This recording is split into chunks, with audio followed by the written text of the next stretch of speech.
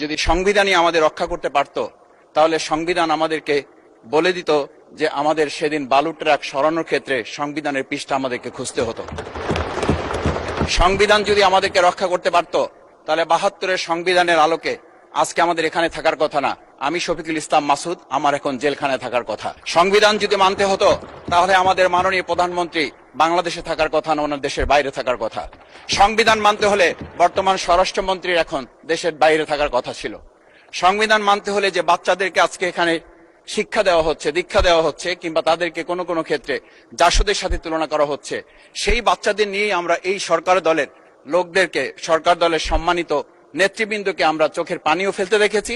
আবার কাউকে কাউকে কথা বলতেও শুনেছি যে এই সমস্ত বাচ্চাদের, আমরা তাদের শিক্ষার্থীদের আন্দোলনের সাথে আমাদের কোনো সম্পর্ক ছিল না। আমরা খুব লজ্জিত হই মাননীয় স্পিকার, আমাদের এই বর্তমান সময়, বাংলাদেশের এই বর্তমান প্রেক্ষাপটটা নতুন করে এখন যে গণভোটের যে আজকে ন্যায্যতা অন্যায্যতা, সাংবিধানিক পৃষ্ঠা, লাইন, অক্ষর, দাড়িকমা আমাদেরকে শেখানোর চেষ্টা করা হচ্ছে, যদি সেটা হতো তাহলে বাংলাদেশ জাতীয়তাবাদী দলের সম্মানিত মহাসচিব তিনি কয়েক হাজার পুলিশের বেষ্টনীর মাঝখানে একা একটা মোবাইল নিয়ে তাকে আমরা দাঁড়িয়ে থাকতে দেখেছি, তখন সংবিধান আমাদেরকে রক্ষা করতে পারে নাই। মাননীয় স্পিকার, আমি 350 মামলা নিয়ে 7 মাসের ব্যবধানে, আপনিও আমার 2-1টা মামলাতে আপনি আমাকে সহযোগিতা করেছেন, সেটা এই সুযোগে ধন্যবাদ জানাতে চাই। আমার 350 মামলা জামিন করতে 7 মাস সময় লেগেছে, আমার বের হতে সময় লেগেছে 4.5 বছর। আমি সেই 4.5 বছরে 3 বার রিয়ারেস্ট হয়ে 2 বার গুম হয়েছি। আমি তখন ডিজিএফআই, এনএসআই, ডিবিএসবির কাছে জানতে চেয়েছিলাম, আমার সামনে দিয়ে বড় বড় নেতারা বের হয়ে যাচ্ছে, আমার অপরাধটা কি? তখন বলেছিল তারা হুমকি না, হুমকি হচ্ছেন আপনারা।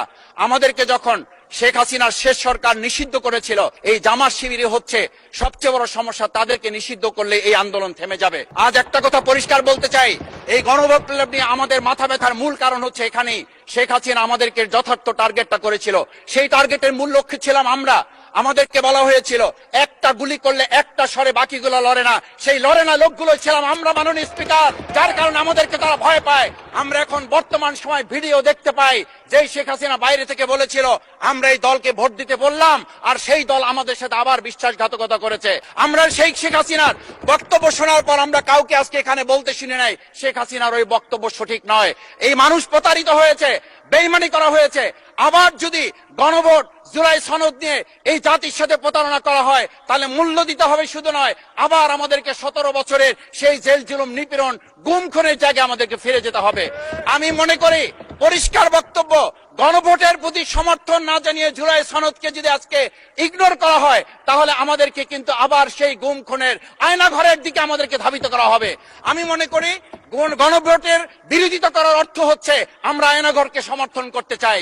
গণভোটের বিরোধিতা করা মানে হচ্ছে 70% মানুষকে আমরা অন্যায্যভাবে তাদেরকে আবার ধিক্কার জানাতে চাই। আপনারা যেমন 51% সমর্থন নিয়েছেন, 70% প্রায় জনগণ কিন্তু গণবিপ্লবের, গণভোটের পক্ষে তারা রায় দিয়েছে। আপনাদের চেয়ে সেই 51%-এর তুলনায় সেই 70% প্রায় গণভোটকে যদি আপনারা ইগনোর করেন, তাহলে আমি বলবো আমার বাউফল, আমার পটুয়াখালী শুধু নয়, গোটা বাংলাদেশ আবার জেগে উঠে গণভোটকে তারা কার্যকর করতে। ধন্যবাদ, আপনি 1 মিনিট পেয়েছেন। আজকে সংবিধানের লাইন ধরে ধরে যদি আমাদেরকে এই কথা জানতে হতো, তাহলে আমাদের নেতৃবৃন্দকে ফাঁসির মঞ্চে যেতে হতো না। আমার মতো ছোট মানুষের কাছে সে সময় ডিজিএফআইর কাছে প্রস্তাব এসেছিল, আপনারা কি চান? মন্ত্রিত্ব চান, দেশ পরিচালনা চান, সবকিছু দেওয়া হবে, শুধু শেখ হাসিনার নীতিতে আপনারা আসেন। সেই নীতি তো ছিল ৭২